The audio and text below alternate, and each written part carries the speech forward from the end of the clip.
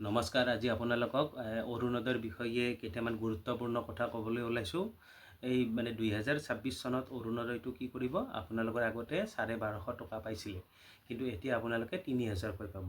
কিন্তু তাত এটা নতুনকৈ কিছুমান নিয়ম উলিয়াই দিছে, 6টা নিয়ম দিছে। আৰু এই 6টা নিয়মৰ ভিতৰত যদি আপোনালোকে বস্তুখিনি কৰিব পাৰে, তেতিয়াহ'লে আপোনালোকে অৰুণোদয় পাব। আৰু যদি কৰিব নোৱাৰে, তেতিয়াহ'লে আপোনালোকে অৰুণোদয় নাপাব।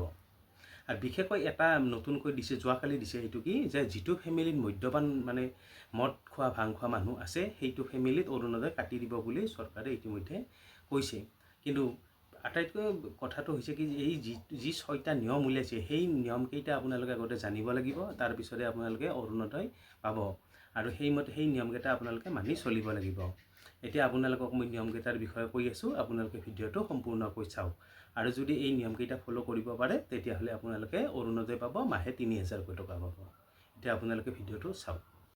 1 নম্বৰতে আছে, পৰিয়ালৰ সকলো সদস্যৰ আধাৰ লিংক বাধ্যতামূলক হ'ব লাগিব।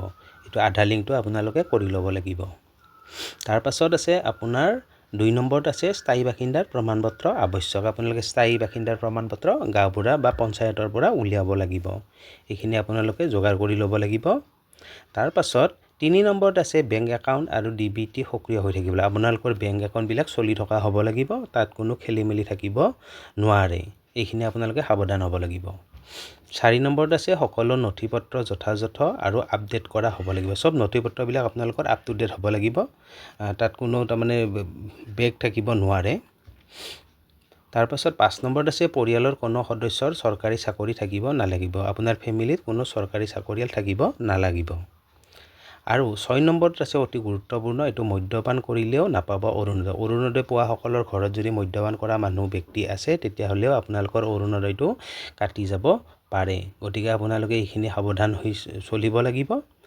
আৰু এনেকুৱা আপোনালোকে চৰকাৰী আঁচনিৰ কথা জানিবলৈ চেনেলটো মোৰ ছাবস্ক্ৰাইব কৰি ল'ব। ধন্যবাদ।